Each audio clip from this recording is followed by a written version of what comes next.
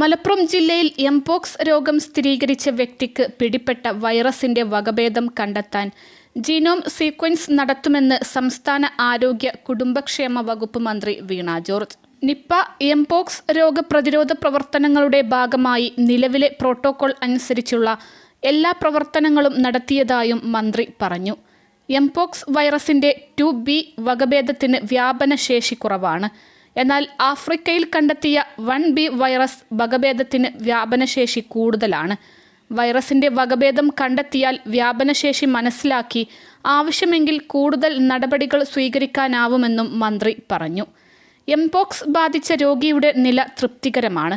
Mpox രോഗിയുടെ സമ്പർക്ക പട്ടികയിൽ 23 പേർ ആണുള്ളത്. രോഗി സഞ്ചരിച്ച വിമാനത്തിൽ ഒപ്പമുണ്ടായിരുന്നവരെ തിരിച്ചറിഞ്ഞിട്ടുണ്ട്. 43 പേരാണ് ആ പട്ടികയിൽ ഉള്ളത്. എംപോക്സ് രോഗിയുമായി ബന്ധപ്പെട്ട എല്ലാവരെയും കണ്ടെത്താൻ സാധിച്ചിട്ടുണ്ട്. നിപ്പയുടെയും എംപോക്സിൻ്റെയും കാര്യത്തിൽ ആശങ്ക വേണ്ട. മാസ്ക് ധരിക്കുന്ന കാര്യത്തിൽ കൂടുതൽ ജാഗ്രത കാണിക്കണമെന്നും മന്ത്രി അഭ്യർത്ഥിച്ചു. വീണ്ടും ഒരു നിപ്പ കേസും അതോടൊപ്പം ഒരു മങ്കി പോക്സും എംപോക്സ് കേസും റിപ്പോർട്ട് ചെയ്ത സാഹചര്യത്തിലാണ് ഇന്ന് പ്രത്യേകമായി വിവിധ തരത്തിലുള്ള മീറ്റിങ്ങുകൾ ഇവിടെ വിളിച്ചു ചേർത്തത്. രാവിലെ ആരോഗ്യവകുപ്പിൻ്റെ പ്രത്യേക യോഗം ചേർന്നിരുന്നു. അതിനുശേഷം ഇപ്പോൾ ഉച്ച കഴിഞ്ഞിട്ട് ജില്ലയുടെ ചുമതലയുള്ള മിനിസ്റ്റർ ശ്രീ അബ്ദുറഹ്മാൻ, അതോടൊപ്പം MLA മാർ, ഈ കേസുകളുണ്ടായ പഞ്ചായത്തുകളിലെ കണ്ടെയ്ൻമെൻറ്റ് സോണായിട്ട് വാർഡുകളുള്ള പഞ്ചായത്തുകളിലെ, അതുപോലെ നിലമ്പൂർ മുനിസിപ്പാലിറ്റിയിലെ എല്ലാം പ്രസിഡന്റുമാരും ചെയർമാനും ഒക്കെ ചേർന്ന ഒരു യോഗം വിളിച്ചു ചേർക്കുകയുണ്ടായി. അതിനുശേഷം സമഗ്രമായ അവലോകന യോഗം എല്ലാ ദിവസവും നടത്തുന്നത് ഇന്നിവിടെ 5:30 ചേരുകയും ചെയ്തു. അപ്പോൾ ഇന്ന് നിലവിൽ നിപ്പ കേസുമായി ബന്ധപ്പെട്ട് ഇതുവരെ 267 പേരാണ് സമ്പർക്ക പട്ടികയിൽ ഉള്ളത്. ഇന്ന് ഒരാൾ കൂടി സമ്പർക്ക പട്ടികയിലേക്ക് വന്നത് ഈ പേഷ്യൻ്റ് എത്തിയ ആശുപത്രിയിൽ ആ സമയത്തുണ്ടായിരുന്നു. ഈ പേഷ്യൻറ്റുമായിട്ട് ഹസ്തദാനം ചെയ്തു എന്ന് ഇങ്ങോട്ട് വിളിച്ച് റൂട്ട് മാപ്പ് കണ്ട് വിളിച്ച് അറിയിച്ച ഒരാളാണ്. അപ്പോൾ ആ വ്യക്തി കൂടി കോൺടാക്ട് ലിസ്റ്റിൽ ഉൾപ്പെട്ടിട്ടുണ്ട്. ഇതുവരെ പരിശോധിച്ച 37 സാമ്പിളുകൾ നെഗറ്റീവാണ്. 7 പേർക്കാണ് ചെറിയ രീതിയിൽ രോഗലക്ഷണങ്ങൾ, അതായത് പനിയുടെ ലക്ഷണങ്ങളുള്ളത്. ചിലർക്ക് സോർ ത്രോട്ടുണ്ട്, ചിലർക്ക് തലവേദനയുണ്ട്, ചിലർക്ക് പനിയുണ്ട്. അങ്ങനെ 7 പേർക്കാണ്. അതിൽ ചിലരുടെ 2-3 പേർ ഇപ്പോഴാണ് വന്നത്, ഈ വൈകുന്നേരം. ഇപ്പോൾ നമ്മൾ ഈ മീറ്റിംഗ് ചേരുന്നതിന് അല്പസമയം മുൻപ്. അപ്പോൾ എല്ലാവരുടെയും തന്നെ സാമ്പിളുകൾ എടുത്തുകൊണ്ട് അവർക്ക് രോഗമില്ല എന്നുള്ളത് ഉറപ്പിക്കുന്നതിന് വേണ്ടിയിട്ടുള്ള പ്രവർത്തനങ്ങളാണ് നടത്തുന്നത്. അതോടൊപ്പം ഹയസ്റ്റ് റിസ്കിലുള്ള, അതായത് നമ്മുടെ പൂർവ്വകാല അനുഭവത്തിൻ്റെ പശ്ചാത്തലത്തിൽ നിപ്പ വൈറസ് രോഗവുമായി ബന്ധപ്പെട്ട പ്രോട്ടോക്കോളിൻ്റെ അടിസ്ഥാനത്തിൽ ഹയസ്റ്റ് റിസ്കിൽ ഏറ്റവും അധികം വ്യാപനത്തിന് സാധ്യതയുള്ളത് എന്ന് കണ്ടെത്തിയിട്ടുള്ള ആളുകൾക്ക് മുൻകൂട്ടി തന്നെ അതിനെതിരെയുള്ള മരുന്ന് നൽകുന്നുണ്ട്. അപ്പോൾ ആ രീതിയിൽ കൂടിയുള്ള ഇടപെടൽ ഈ ഘട്ടത്തിൽ കഴിഞ്ഞ ദിവസങ്ങളിലായിട്ട് ആരംഭിച്ചിട്ടുണ്ട്. എംപോക്സ് എന്നാണ് പറയുക. എംപോക്സുമായി ബന്ധപ്പെട്ട് ആ വ്യക്തി സ്റ്റേബിളാണ്. ആ വ്യക്തിക്ക് നാട്ടിൽ ഉണ്ടായിട്ടുള്ള കോണ്ടാക്റ്റ് 23 പേരാണ്. അപ്പോൾ ആ 23 പേര് അവർ സെൽഫ് മോണിറ്ററിങ് കൂടിയാണ്. കാരണം കൈകാലുകളിലൊക്കെ ചിലപ്പോൾ ഈ ലൈസൻസ് ഉണ്ടാകണം എന്നില്ല. അപ്പോൾ സെൽഫ് മോണിറ്ററിങ് ഒരു പ്രധാനപ്പെട്ട കാര്യമാണ്. ആ നിലയിൽ ഒരു അവബോധം നൽകി എന്തെങ്കിലും തരത്തിൽ അങ്ങനെ രോഗലക്ഷണങ്ങൾ ഉണ്ടെങ്കിൽ അറിയിക്കണമെന്നുള്ളത് അറിയിക്കുകയും ആ രീതിയിൽ അവർ പ്രത്യേക ശ്രദ്ധ എടുക്കുകയും ചെയ്യുന്നുണ്ട്. ഈ വ്യക്തി സഞ്ചരിച്ച വിമാനം, യാത്ര ചെയ്ത വിമാനം, അതിൽ 3 റോ മുന്നിലും 3 റോ പിന്നിലുമുള്ള ആളുകളെ ഐഡൻറ്റിഫൈ ചെയ്തിട്ടുണ്ട്. 43 പേരാണ് ആ നിലയിൽ ഇദ്ദേഹവുമായിട്ട് കോണ്ടാക്റ്റിലുള്ളത്. അപ്പോൾ അതിൽ ചിലരുടെ ഫോൺ നമ്പർ വിദേശത്തെ ഫോൺ നമ്പറാണ്. അവരുടെ നാട്ടിലെ അഡ്രസ്സ് കിട്ടിയിട്ടില്ല. പക്ഷെ അവരെ അഡ്രസ്സ് കണ്ടെത്തി അവരെ വിവരം അറിയിക്കുന്നതിന് വേണ്ടിയിട്ടുള്ള ശ്രമമാണ് നടത്തുന്നത്. എംപോക്സുമായി ബന്ധപ്പെട്ട് ഇപ്പോൾ ആഫ്രിക്കൻ ഭൂഖണ്ഡത്തിൽ കണ്ടെത്തിയിട്ടുള്ള ക്ലേഡ് 1B ആണ്. നേരത്തെ ലോകാരോഗ്യ സംഘടന എംപോക്സിനെ ഹെൽത്ത് എമർജൻസി ആയിട്ട് പ്രഖ്യാപിച്ചപ്പോൾ അന്ന് ക്ലേഡ് 2B ആയിരുന്നു. അന്ന് കുറേ കേസുകൾ കേരളത്തിലും ഉണ്ടായി. വിദേശ രാജ്യങ്ങളിൽ നിന്ന് വന്ന നമ്മുടെ ആളുകളിൽ ആണ് അന്ന് രോഗം കണ്ടെത്തിയിട്ടുള്ളത്. അന്നും രോഗം കണ്ടെത്തിയത്. ഇന്ന് കഴിഞ്ഞ ദിവസം പറഞ്ഞതുപോലെ വിദേശത്തു നിന്ന് വന്ന UAE നിന്ന് വന്ന ഒരു ചെറുപ്പക്കാരനാണ് രോഗം കണ്ടെത്തിയിട്ടുള്ളത്. അപ്പോൾ ഇദ്ദേഹത്തിൻ്റെ ഈ ഒരു ഏത് ക്ലേഡാണ് എന്നുള്ളത് കണ്ടെത്താൻ വേണ്ടിയിട്ട് അതിൻ്റെ ജിനോമിക് സീക്വൻസിങ് നടത്തുന്നുണ്ട്. ഇപ്പോൾ ഇത് തമ്മിലുള്ള വ്യത്യാസം 2B ആണെങ്കിൽ രോഗവ്യാപനം കുറവാണ്, വളരെ അടുത്ത കോണ്ടാക്റ്റിലൂടെ മാത്രമേ പകരുകയുള്ളൂ. 1B ആണെങ്കിൽ ആഫ്രിക്കയുടെ പല ഭാഗങ്ങളിലും കാണുന്ന വകഭേദമാണെങ്കിൽ അതിൻ്റെ ഇൻഫെക്റ്റിവിറ്റി, രോഗവ്യാപന ശേഷി വളരെ കൂടുതലാണ്. അപ്പോൾ അതുകൊണ്ട് അതാണ് എങ്കിൽ അത് കൂടുതൽ ആളുകൾ സമ്പർക്ക പട്ടികയിൽ വിമാനത്തിൽ സഞ്ചരിച്ചവരൊക്കെ ഉൾപ്പെടുന്ന ഒരു സാഹചര്യം ഉണ്ടാകാം. പക്ഷേ നിലവിൽ രാജ്യത്ത് നിലനിൽക്കുന്ന പ്രോട്ടോക്കോൾ അനുസരിച്ചും സ്റ്റേറ്റ് പ്രോട്ടോക്കോൾ അനുസരിച്ചിട്ടുള്ള എല്ലാ നടപടികളും ഇതുവരെ നമ്മൾ സ്വീകരിച്ചിട്ടുണ്ട്. ഒരു പടി കൂടി മുന്നിൽ കടന്നുകൊണ്ട് ജീനോമിക് സീക്വൻസിങ് നടത്തി ഇതേത് ക്ലേഡ് ഉള്ളതാണ് എന്നുള്ളത് കണ്ടെത്തുന്നതിനാണ് ശ്രമിക്കുന്നത്. അത് കൂടി കണ്ടെത്തിയാൽ മെഡിക്കൽ ബോർഡ് അതിനനുസരിച്ചിട്ട് ഈ ഇപ്പോൾ നിലവിലുള്ള പ്രോട്ടോക്കോളിൽ എന്തെങ്കിലും തരത്തിലുള്ള കൂട്ടിച്ചേർക്കലുകൾ ആവശ്യമാണോ എന്നുള്ളത് കൂടി പരിശോധിച്ച് തീരുമാനമെടുക്കും. നിപ്പയുമായി ബന്ധപ്പെട്ട് ഒരു കാര്യം ഉള്ളത്, നിങ്ങൾക്ക് ഓരോരുത്തർക്കും അറിയാവുന്നതുപോലെ ഈ വ്യക്തി മരണപ്പെട്ടതിന് ശേഷം അസുഖത്തിൽ 8-ാം തീയതി തന്നെ, അതിന് മുൻപ് തന്നെ ആ AES എന്നുള്ള നിലയിൽ അത് റിപ്പോർട്ട് ചെയ്തു. അവിടെ ഫീവർ സർവെയിലൻസ് നടത്തിയിരുന്നു. അതോടൊപ്പം ഡെത്ത് ഇൻവെസ്റ്റിഗേഷൻ നടത്തി. അത് വളരെ സാധാരണമല്ലാത്ത അസാധാരണമായിട്ടുള്ളൊരു കാര്യം. ഒരു പക്ഷേ മറ്റൊരിടത്തും കേരളത്തിന് പുറത്ത് മറ്റൊരിടത്തും ഒരു പക്ഷേ അങ്ങനെ സംഭവിക്കണം എന്നില്ല. കാരണം 2 രോഗങ്ങൾ സംശയിക്കപ്പെട്ടിരുന്നു. ഒന്ന് ഹെപ്പറ്റൈറ്റിസ് A, 2 ഡെങ്കി, ബ്ലീഡിങ് എന്ന് പറഞ്ഞതുകൊണ്ട് ഡെങ്കി കൂടി അവിടെ ഡോക്ടേഴ്സ് ചികിത്സിച്ചെടുത്ത് സംശയിച്ചിരുന്നു. അപ്പോൾ ആ രീതിയിലൊരു രോഗമായിട്ട് അടയാളപ്പെടുത്തി വേണമെങ്കിൽ പോകാമായിരുന്നു. പക്ഷെ അങ്ങനെയല്ലാതെ AES അതോടൊപ്പം തന്നെ അത് കണ്ടെത്തിയ ഒരു സാഹചര്യത്തിൽ നമ്മുടെ സിസ്റ്റത്തിലെ, നമ്മുടെ ആരോഗ്യ വകുപ്പിലെ ഡോക്ടേഴ്സിന് DSO ഉൾപ്പെടെ അവർക്കുണ്ടായിട്ടുള്ളൊരു സംശയമാണ് വാസ്തവത്തിൽ ഈ സാമ്പിൾ പരിശോധനയ്ക്ക് എടുപ്പിക്കുന്നതിന്. അതായത് ആ ആശുപത്രിയിൽ അവശേഷിച്ചിരുന്ന ഒരു സാമ്പിളിൻ്റെ ഒരു ഭാഗമാണ് എടുത്ത് പരിശോധിച്ചത്. അത് ബ്ലഡ് സാമ്പിൾ ആയിരുന്നു. ആ ബ്ലഡ് സാമ്പിളാണ് കോഴിക്കോട് മെഡിക്കൽ കോളേജിൽ ആദ്യം പരിശോധിച്ച് 14-ാം തീയതിയാണ് അത് പരിശോധിച്ചത്. പോസിറ്റീവാണെന്നുള്ളത് കണ്ടെത്തി. അതിനുശേഷം ഔദ്യോഗികമായിട്ടുള്ള സ്ഥിരീകരണവും നമുക്ക് ലഭ്യമായത്. പോസിറ്റീവാണെന്ന് കോഴിക്കോട് കണ്ടെത്തിയ ദിവസം തന്നെ ഞാൻ യോഗം വിളിച്ചു. ജില്ലാ കളക്ടർ ഉൾപ്പെടെ പങ്കെടുത്തു. അഡീഷണൽ ചീഫ് സെക്രട്ടറി ഉൾപ്പെടെ എല്ലാവരും, നമ്മുടെ DHSും DME എല്ലാ ഓഫീസേഴ്സും ജില്ലാ ടീമും പങ്കെടുത്തു. അന്ന് തന്നെ 16 കമ്മിറ്റികൾ, അതായത് തിരുവോണത്തിൻ്റെ തലേ ദിവസം നിലവിൽ വന്നിരുന്നു. പക്ഷേ ഇത് ബ്ലഡ് സാമ്പിൾ ആയതുകൊണ്ടും സാമ്പിൾ സൈസ് നമുക്ക് മറ്റ് സാമ്പിളുകൾ പോലെ അല്ലാതെ ഇരുന്നതുകൊണ്ടും ഔദ്യോഗിക സ്ഥിരീകരണം എന്നുള്ളത് നമ്മൾ കാത്തു. പക്ഷേ മുഴുവൻ കോൺടാക്ട്സും ഐഡൻറ്റിഫൈ ചെയ്യുന്ന പ്രവർത്തനം 14-ാം തീയതി തന്നെ തുടങ്ങിയിരുന്നു. അങ്ങനെ പഞ്ചായത്ത് പ്രസിഡന്റിനെ പഞ്ചായത്തിനെ അറിയിച്ച് അവരും അതിനുള്ള മുന്നൊരുക്ക പ്രവർത്തനങ്ങൾ നടത്തി. 15-ാം തീയതി സ്ഥിരീകരണം ലഭിച്ച് നമ്മളിത് പ്രഖ്യാപിക്കുന്ന സാഹചര്യമാണ് ഉണ്ടായിട്ടുള്ളത്. അപ്പോൾ തീർച്ചയായിട്ടും ഈ 2 രോഗങ്ങൾ റിപ്പോർട്ട് ചെയ്തതുമായിട്ട് ബന്ധപ്പെട്ടും ആശങ്കപ്പെടേണ്ടതില്ല. നിപ്പ കേസുമായി ബന്ധപ്പെട്ട് ഇനി രണ്ടാമതൊരാൾക്ക് ഇല്ല എന്നുള്ളത് ഉറപ്പിക്കാനാണ് നമ്മൾ ശ്രമിക്കുന്നത്. അതോടൊപ്പം എംപോക്സുമായി ബന്ധപ്പെട്ട് വളരെ സൂക്ഷ്മമായിട്ടുള്ള പ്രവർത്തനം ആരോഗ്യവകുപ്പും അതോടൊപ്പം തദ്ദേശ സ്ഥാപനങ്ങളും ചേർന്ന് നടത്തുന്നുണ്ട്. ജില്ലാ ഭരണകൂടത്തിൻ്റെ നേതൃത്വത്തിൽ ജില്ലാ കളക്ടർ എല്ലാ ദിവസവും രാവിലെ 9 മണിക്കും വൈകിട്ട് 6 മണിക്കും യോഗം ചേരുന്നുണ്ട്. ഞാൻ രാവിലെ 9 മണിയുടെയും 6 മണിയുടെയും യോഗത്തിൽ പങ്കെടുക്കുന്നുണ്ട്. ACS പങ്കെടുക്കുന്നുണ്ട്. അതിൽ ജില്ലാ കളക്ടറും അതുപോലെ SP യും എല്ലാവരും, ഡയറക്ടർ ഹെൽത്ത് സർവീസസ്, DHS അതുപോലെ DME ബാക്കി എല്ലാവരും ADHSും DMOയും DPMO അങ്ങനെ എല്ലാവരും പങ്കെടുക്കുന്നുണ്ട്. അപ്പോൾ സൂക്ഷ്മമായി പ്രവർത്തനങ്ങൾ വിലയിരുത്തിയാണ് മുന്നോട്ട് പോകുന്നത്. മാസ്ക് ധരിക്കണം എന്നുള്ളത് പൊതുവായിട്ടുള്ള അഭ്യർത്ഥനയാണ്. ദയവായിട്ട് ആ അഭ്യർത്ഥന കേൾക്കണം എന്ന് ഒരിക്കൽ കൂടി അഭ്യർത്ഥിക്കുകയാണ്. അത് ഈ ഘട്ടത്തിൽ നമുക്ക് അനിവാര്യമായിട്ടുള്ള ഒരു കാര്യമാണ്.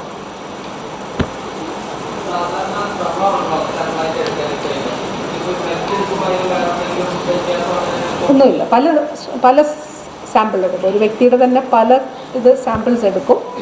ഇത് ആ വ്യക്തി മരണപ്പെട്ട സാഹചര്യത്തിൽ സാമ്പിൾ പരിശോധിച്ചു. വൈറൽ ലോഡ് ഹൈ ആയിരുന്നു. അപ്പോൾ അത് നമ്മൾ പരിശോധിച്ചു. അത് കഴിഞ്ഞ് NIV പൂനെയും പരിശോധിച്ചു.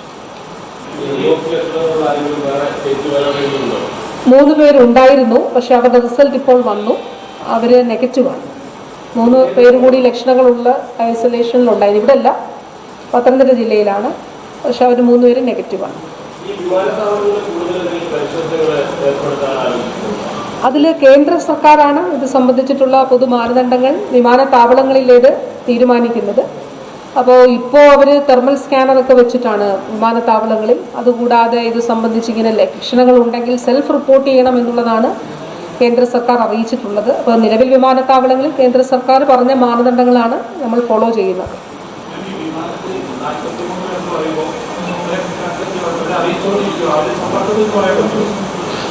അവർ ശരിക്കും സമ്പർക്കത്തിൽ വരണം എന്നുള്ളതില്ല. അതാണ് ഞാൻ പറഞ്ഞത്. ഏത് ക്ലേഡാണ് എന്നുള്ളത് 2B ആണെങ്കിൽ വളരെ ക്ലോസ് കോണ്ടാക്റ്റിലൂടെ മാത്രമേ എംപോക്സ് പകരത്തുള്ളൂ. അതേസമയം ഇപ്പോൾ ആഫ്രിക്കൻ ഭൂഖണ്ഡത്തിൽ കാണുന്ന 1B ആണെങ്കിൽ ചിലപ്പോൾ വാഷ്റൂം ഉപയോഗിച്ചാൽ, അല്ലെങ്കിൽ ഈ പേഷ്യൻ്റ് തൊട്ടയിടങ്ങൾ ശരീരസ്രവങ്ങൾ അങ്ങനെ പകരുന്നൊരു സാഹചര്യത്തിലൊക്കെ ഉണ്ടാവാം. കൂടുതൽ വ്യാപനശേഷിയുണ്ട്. അപ്പോൾ ഇപ്പോൾ നിലവിൽ നമ്മുടെ പ്രോട്ടോക്കോൾ, രാജ്യത്ത് നിലനിൽക്കുന്ന പ്രോട്ടോക്കോൾ അനുസരിച്ച് ഈ രീതിയിലാണ് നമുക്ക് ചെയ്യേണ്ടത്. അപ്പോൾ അവരെ ഐഡൻറ്റിഫൈ ചെയ്ത്, ഇപ്പോൾ ചിലരുടെയൊക്കെ ഫോൺ സ്വിച്ച് ഓഫ് ആണ്. അപ്പോൾ നാട്ടിലെ അഡ്രസ്സ് അവരുടെ ഇതിലില്ല. പക്ഷേ നമ്മൾ പരമാവധി അവരുടെ അഡ്രസ്സ് കണ്ടെത്തി അറിയിക്കുന്നതിനാണ് ശ്രമിക്കുന്നത്.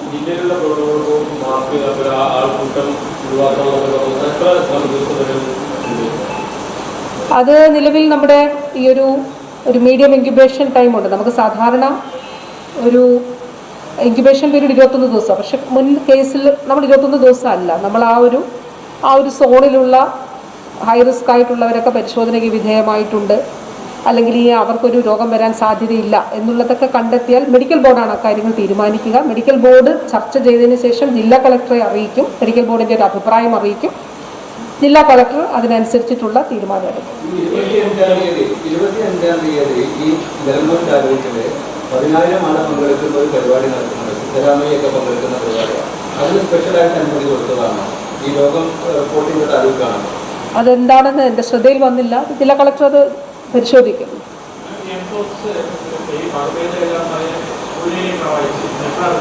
അല്ല, നമ്മുടെ IAVയിലും പരിശോധിക്കുന്നുണ്ട്. ഇൻസ്റ്റിറ്റ്യൂട്ട് ഓഫ് അഡ്വാൻസ്ഡ് വൈറോളജി നമ്മുടെ സംസ്ഥാനത്ത് സ്ഥാപനത്തിലും പരിശോധിക്കുന്നുണ്ട്. അവിടെയും പരിശോധിക്കും. അപ്പോൾ ഇന്ന് രാത്രി നാളെ രാവിലെ വരും.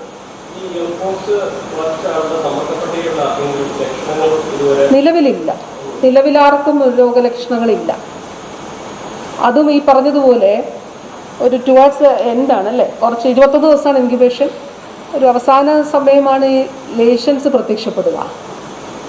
അതിന് മുൻപ് ചിലപ്പോൾ ചെറിയ പനി ഉണ്ടാകും. പക്ഷേ ഇവർക്കാർക്കും തന്നെ ഇപ്പോൾ അങ്ങനെ പനിയോ രോഗലക്ഷണങ്ങളോ ഇല്ല. നാട്ടിൽ 23. വിദേശത്ത് അവരെയും കോണ്ടാക്ട് ചെയ്തിരുന്നു. 6 പേരാണ് അവരൊരു റൂമിൽ ഉണ്ടായിരുന്നത്. അപ്പോൾ അവരെയും നമ്മൾ ആരോഗ്യ പ്രവർത്തകർ കോണ്ടാക്ട് ചെയ്തിട്ടുണ്ട്.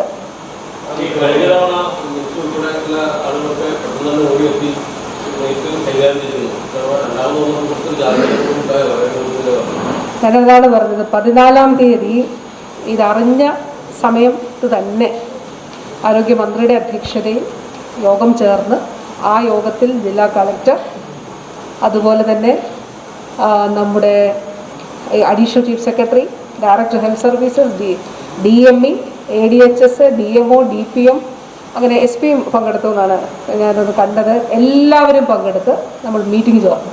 അതായത് 14-ാം തീയതി എന്ന് പറയുമ്പോൾ കോഴിക്കോട് നിന്ന് ഡോക്ടർ അനിത എന്നെ വിളിച്ചു പറഞ്ഞ സമയമാണ്. അവിടുത്തെ മൈക്രോബയോളജി ഡിപ്പാർട്ട്മെൻറ്റിൻ്റെ മേധാവിയാണ് ഡോക്ടർ അനിത. ആ സമയത്ത് ഒരു അരമണിക്കൂറിനുള്ളിൽ തന്നെ നമ്മൾ യോഗം ചേർന്നു. അപ്പോൾ കളക്ടർ ഇവിടെ ഉണ്ടായിരുന്നു. 16 കമ്മിറ്റികൾ നമ്മൾ ഫോം ചെയ്തു. പിറ്റേന്ന് തിരുവോണമാണല്ലോ. പക്ഷെ ആ കമ്മിറ്റികൾ ഫോം ചെയ്ത് പ്രവർത്തനം ആരംഭിച്ചു. ആ അരമണിക്കൂറിനുള്ളിൽ, അതായത് ഇത് സംശയിക്കപ്പെട്ടത് കൊണ്ട് തന്നെ DSO, അതുപോലെ മെഡിക്കൽ ഓഫീസർ, ഒരു DSO ഷുബിൻ ഡോക്ടർ, മറ്റേ മെഡിക്കൽ ഓഫീസർ ഡോക്ടർ മുനീർ, ഇവരെല്ലാവരും ചേർന്ന് ക്ലിയർ ആയിട്ടുള്ളൊരു ഹിസ്റ്ററി കൂടി ട്രേസ് ചെയ്തെടുക്കും. അപ്പോൾ അത് കഴിഞ്ഞിട്ട് 15-ാം തീയതി രാവിലെ 9 മണിക്ക്, അതായത് തിരുവോണ ദിവസം, 16-ാം തീയതി, അതോടൊപ്പം തന്നെ എല്ലാ ദിവസവും അത് സംബന്ധിച്ച ഓരോ കാര്യങ്ങളും, മൈന്യൂട്ടായിട്ടുള്ള കാര്യങ്ങളും മറ്റേ കാര്യത്തിനേക്കാളും കുറച്ചുകൂടി ചാലഞ്ചിങ് ആയിട്ടുള്ളത്. കാരണം പറയാം, ആദ്യ കേസിൽ അത് ബ്രെയിനെയാണ്, അതായത് AS ആണ് ഉണ്ടായിരുന്നത്. ഈ രണ്ടാമത്തെ കേസിൽ അത് റെസ്പിറേറ്ററി സിസ്റ്റത്തെ കൂടി കൂടുതലായിട്ട് ബാധിച്ചിട്ടുണ്ട്. അപ്പോൾ കൂടുതലായി റെസ്പിറേറ്ററി സിസ്റ്റത്തെ ബാധിക്കുമ്പോൾ വ്യാപനശേഷി കൂടുതലാണ്. അപ്പോൾ ആദ്യത്തെ കേസിനേക്കാളും ചാലഞ്ചിങ് ആണ് വാസ്തവത്തിൽ ആരോഗ്യ മേഖലയെ സംബന്ധിച്ചിടത്തോളം ഈ കേസ്. അത് മാത്രമല്ല, നമുക്ക് പലയിടത്തും, ഇപ്പോൾ കർണാടകത്തിൽ കോൺടാക്ട്സ് ഉണ്ട്, അതുപോലെ കേരളത്തിൽ, തമിഴ്നാട്ടിലുണ്ട്, കേരളത്തിൽ മലപ്പുറം കൂടാതെ 9 ജില്ലകളിലുണ്ട്. അപ്പോൾ കൂടുതൽ ചാലഞ്ചിങ് ആയിട്ടുള്ളതാണ് രണ്ടാമത്തെ കേസ്, സൂക്ഷ്മാംശങ്ങൾ പരിശോധിച്ചുകൊണ്ട്. ഇപ്പോൾ തന്നെ നമ്മൾ റൂട്ട് മാപ്പ് പ്രസിദ്ധീകരിച്ചപ്പോൾ അധികം ആളുകൾ നമ്മളെ വിളിക്കാനില്ലായിരുന്നു. കാരണം CCTV ഉൾപ്പെടെയുള്ള ദൃശ്യങ്ങൾ എടുത്തുകൊണ്ടാണ് അത് ക്ലിയർ ആയിട്ട് നമ്മൾ ആ കാര്യങ്ങൾ ചെയ്തിട്ടുള്ളത്. ഇന്ന് ഒരാൾ വിളിച്ചത് ആശുപത്രിയിൽ ഉണ്ടായിരുന്ന ഒരു വ്യക്തിയാണ്.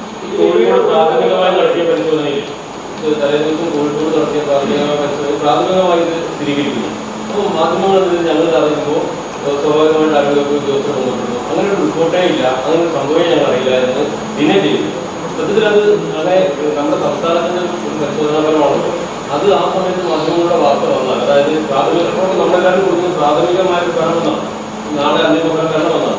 അതുകൊണ്ട് ഒരു ഗുണവരെ ഉണ്ടാവും. ഇതിലെ നമുക്ക് സ്റ്റേറ്റിന് തന്നെ ഇത് സ്ഥിരീകരിക്കാൻ കഴിയണം എന്നുള്ളതാണ് നമ്മുടെ ആവശ്യം. സ്റ്റേറ്റ് അതാണ് പറയുന്നത്. ഇപ്പം നമുക്ക് 2021 കേസ് വന്നപ്പോഴാണ് നമുക്ക് ഇവിടെ സംസ്ഥാനത്ത് ഇത് പരിശോധിക്കാൻ സംവിധാനം വേണമല്ലോ. നമ്മൾ ഓരോ തവണ ഇത് അവിടേക്ക് അയക്കാൻ പറ്റില്ല. അപ്പോൾ അങ്ങനെയാണ് കോഴിക്കോട് ഇതിനു വേണ്ടിയിട്ട് എക്യൂപ്പ് ചെയ്തത്. മഞ്ചേരിക്ക് ഇപ്പോൾ എക്യൂപ്ഡാണ്. അതുകൂടാതെ സയൻസ് ആൻഡ് ടെക്നോളജി വിഭാഗത്തിൻ്റെ നേതൃത്വത്തിൽ 80-ലധികം വൈറസുകളെ ഡിറ്റക്ട് ചെയ്യുന്ന ഇൻസ്റ്റിറ്റ്യൂട്ട് ഓഫ് അഡ്വാൻസ് വൈറോളജി തിരുവനന്തപുരത്തുണ്ട്. അപ്പോൾ തീർച്ചയായിട്ടും ഇത് സ്ഥിരീകരിക്കാൻ നമ്മൾക്ക് സ്റ്റേറ്റിന് അനുവദിക്കണം എന്നുള്ളത് തന്നെയാണ് നമ്മുടെ ആവശ്യം.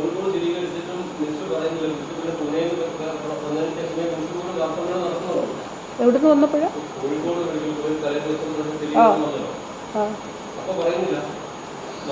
അതാണ് ഞാൻ, അത് സ്റ്റേറ്റിൻ്റെ വിഷയമല്ല. കാരണം സ്റ്റേറ്റിനെ അതിന് രാജ്യത്ത് നിലനിൽക്കുന്ന മാനദണ്ഡങ്ങളാണല്ലോ. ഇത് BSL ലെവൽ 4 പതോജനാണ് നിപ്പ വൈറസ്. അപ്പോൾ NCDCയുടെ ഇപ്പോൾ ഒന്ന് ഗൂഗിളിൽ സെർച്ച് ചെയ്ത് നോക്കിയാൽ കാണാൻ കഴിയും. അത് പ്രഖ്യാപിക്കേണ്ടത്, അല്ല ഔദ്യോഗികമായി സ്ഥിരീകരിക്കേണ്ടത് BSL ലെവൽ 4 ലാബിലാണ്. വാസ്തവത്തിൽ നമ്മുടെ സ്റ്റേറ്റിൻ്റെ ഇനിഷ്യേറ്റീവ് കൊണ്ടാണ് നമുക്കിത് പരിശോധിക്കാൻ സംവിധാനം നമ്മുടെ മെഡിക്കൽ കോളേജ് വേണം എന്നുള്ളത്. നമ്മൾ ആവശ്യപ്പെട്ടതിൻ്റെ ട്രെയിനിങ് കൊടുത്തു. എത്ര ദിവസം ട്രെയിനിങ്, എത്ര ബാച്ചായിട്ട്, ഞാൻ 2021 ഓർക്കുന്നു, ബാച്ചായിട്ട് ട്രെയിനിങ് കൊടുത്തു. അത് നമുക്ക് കിറ്റുകളൊക്കെ അവൈലബിൾ ആകാൻ വലിയ വിഷമമായിരുന്നു. അപ്പോൾ നമ്മുടെ ഒരു പരിശ്രമ ഫലമായിട്ടാണ് നമ്മുടെ സംസ്ഥാനത്ത് പരിശോധിക്കാൻ മെഡിക്കൽ കോളേജുകളിൽ സംവിധാനം ഒരുക്കാൻ കഴിഞ്ഞത്. കോഴിക്കോടായി, ഇവിടെ മലപ്പുറത്തായി, ഇപ്പോൾ തിരുവനന്തപുരത്തും തൃശ്ശൂരും ഒക്കെ തന്നെ നമ്മുടെ ലാബുകളിൽ പരിശോധിക്കാൻ വേണ്ടിയിട്ട് അവർക്ക് ട്രെയിനിങ് കൊടുത്തിട്ടുണ്ട്. ലാബുകൾ കൂടി നമ്മൾ സജ്ജമാക്കുകയാണ്. IAVയിൽ നമുക്ക് പരിശോധിക്കാം. IAVയിൽ എല്ലാ സജ്ജീകരണങ്ങളും ഉണ്ട്. അപ്പോൾ ഇത് പ്രഖ്യാപിക്കുക എന്നുള്ളത് നമ്മളെ ആരോഗ്യ വകുപ്പിനെ സംബന്ധിച്ചിടത്തോളം നമ്മൾ നടപടികൾ സ്വീകരിക്കുക എന്നുള്ളത് വളരെ പ്രധാനപ്പെട്ട ഒരു കാര്യമാണ്. ആ നടപടികളെല്ലാം സ്വീകരിച്ചിട്ടുണ്ട്. സ്റ്റേറ്റിന് പ്രഖ്യാപിക്കാൻ കഴിയണം എന്നുള്ളത് തന്നെയാണ്, ആ നിലപാട് തന്നെയാണ് കേരളത്തിന് ഉള്ളത്. അത് എല്ലാ സ്റ്റേറ്റ്സിനും അങ്ങനെയാണ്. പല അതൊരു അങ്ങനെ ചിന്തിക്കുന്ന ഒരുപാട് ഹെൽത്ത് എക്സ്പേർട്സ് ഉണ്ട്. പക്ഷേ അങ്ങനെ ഒരു സ്ഥിതി ഇല്ലാത്തത് കൊണ്ട് നമ്മുടെ പ്രവർത്തനങ്ങൾ തടസ്സപ്പെടുന്നൊരു സാഹചര്യമൊന്നുമില്ല. കാരണം നമുക്ക് വ്യക്തമാണല്ലോ, നമ്മുടെ റിസൾട്ട് പോസിറ്റീവ് ആണെങ്കിൽ പോസിറ്റീവാണ്. അപ്പോൾ എന്നുള്ളത് തന്നെയാണ്. നമുക്കൊരു ഫേക്ക് പോസിറ്റീവ് ഉണ്ടായാൽ കുഴപ്പമില്ല, പക്ഷെ ഫേക്ക് നെഗറ്റീവ് ഉണ്ടായി അതനുസരിച്ച് നമുക്ക് പോകാൻ, അത് നമുക്ക് അപകടത്തിലേക്ക് കൊണ്ടുപോകും. വരും അതിലേക്ക് എന്തോ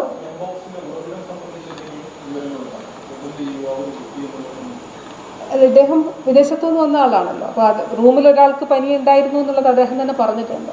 അങ്ങനെയാണ് ഡോക്ടേഴ്സ് പറഞ്ഞിട്ടുള്ളത്. എങ്ങനെ? അതായത് വിദേശത്ത് അദ്ദേഹം താമസിച്ചിടത്ത് ചെറിയ ലേഷൻസ് ഉണ്ടായിരുന്നു എന്നുള്ളതാണ്. അത് രോഗിയുമായി സംസാരിച്ച് ഡോക്ടേഴ്സ് മീറ്റിങ്ങിൽ പറഞ്ഞ കാര്യമാണ്. ആ വ്യക്തിക്ക് അങ്ങനെ ഉണ്ടായിരുന്നു എന്നുള്ളതാണ് പറഞ്ഞത്. അപ്പോൾ അത് വിശ്വസിക്കുക എന്നുള്ളതാണ് നമ്മളെ സംബന്ധിച്ചിടത്തോളം. അങ്ങനെയാണ് അദ്ദേഹത്തിന് രോഗം പകർന്നത്. ഇല്ല, അങ്ങനെയല്ല. ഇത് വ്യക്തിയിൽ നിന്ന് ക്ലോസ് കോണ്ടാക്റ്റിലൂടെയാണ് പകരുക. അല്ലാതെ ഒരു എയർബോൺ ആയിട്ടോ ഒന്നും നിലവിൽ പകരുന്ന ഒരു രോഗമല്ല. ക്ലോസ് കോണ്ടാക്റ്റിലൂടെയാണ് പകരുന്നത്. ഈ 1B ആണെങ്കിൽ കുറച്ചുകൂടി എളുപ്പം പകരും എന്നുള്ളത്. ഇല്ല, ഇദ്ദേഹം പോയിട്ടുള്ള എല്ലായിടത്തും കണ്ടെത്തിയിട്ടുണ്ട്. ഇപ്പം നിപ്പ കേസുമായി ബന്ധപ്പെട്ട് കോണ്ടാക്ട്സിനെ കണ്ടെത്താൻ പോലീസിൻ്റെ സഹായം നമ്മൾ തേടിയിരുന്നു. മൊബൈൽ ടവർ ലൊക്കേഷൻ, പിന്നെ അവരോട് തന്നെ ചോദിച്ചുകൊണ്ട് എവിടെയെന്നുള്ളത്. അപ്പോൾ ഈ കേസിലും അങ്ങനെ എല്ലാ സംവിധാനം കൂടി ഒരുക്കിക്കൊണ്ടാണ് നമ്മൾ കോണ്ടാക്ട്സ് കണ്ടെത്തുന്നത്. നിപ്പയുടെ ഉറവിടം സംബന്ധിച്ച് ഈ വ്യക്തിയുടെ വീട്ടിൽ, ഈ പേഷ്യൻറ്റിൻ്റെ വീട്ടിൽ അവിടെ ചില പഴവർഗ്ഗങ്ങളുമായിട്ട് ബന്ധപ്പെട്ട് അത് ഭക്ഷിച്ചു എന്നുള്ളത് റിപ്പോർട്ട് ചെയ്യപ്പെട്ടിട്ടുണ്ട് എന്നുള്ളതാണ് നമ്മുടെ ആരോഗ്യ പ്രവർത്തകർ അറിയിച്ചിട്ടുള്ളത്. അവിടെ വവ്വാലുകൾ എത്താറുള്ളതാണ്. അപ്പോൾ അതിൻ്റെ ഫോട്ടോസ് ഉൾപ്പെടെ ഇവരെ എടുത്തിട്ടുണ്ട്. ഇനി ശാസ്ത്രീയമായ സ്ഥിരീകരണം ഉണ്ടാകണമെങ്കിൽ നമ്മളിവിടുത്തെ വവ്വാലുകളുടെ സാമ്പിൾ കൂടി എടുത്ത് അത് പരിശോധിച്ച് ജീനോമിക് സീക്വൻസിങ് നടത്തി മനുഷ്യരുടെ സാമ്പിളും വവ്വാലിൻ്റെ സാമ്പിളും ഒന്നാണ് എന്നുള്ളത് ശാസ്ത്രീയമായിട്ട് പ്രൂവ് ചെയ്യേണ്ടതായിട്ടുണ്ട്. അതിന് വേണ്ടിയിട്ട് വവ്വാലുകളുടെ സാമ്പിളുകൾ എടുക്കുന്നതിന് വേണ്ടിയിട്ടുള്ള ഒരു അഭ്യർത്ഥന കൂടി, അത് നമ്മൾ NIVയുടെ ബാറ്റ് ടീമാണ് ചെയ്യുന്നത്. അപ്പോൾ അവരോട് അത് ആവശ്യപ്പെട്ടിട്ടുണ്ട്. അതെ അതെ ഇല്ല അങ്ങനെയില്ല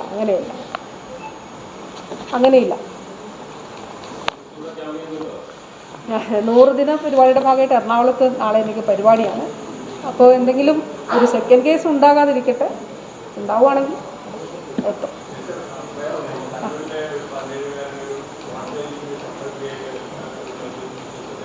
അൽസലാമ ഐ ഹോസ്പിറ്റൽ 21 ലക്ഷത്തോളം സന്തുഷ്ടരായ ഉപഭോക്താക്കളും 2 ലക്ഷത്തോളം തിമിര ശസ്ത്രക്രിയകളും പൂർത്തിയാക്കിയ മലബാറിലെ ഏക കണ്ണാശുപത്രി. ലോകോത്തര നിലവാരമുള്ള ചികിത്സാ സംവിധാനങ്ങൾ, എല്ലാ നേത്രരോഗ ചികിത്സാ സൗകര്യങ്ങളും വിദഗ്ധരായ ഡോക്ടർമാരുടെ മേൽനോട്ടത്തിൽ. Al Salama eye hospital, hospital road, Perinthalmanna.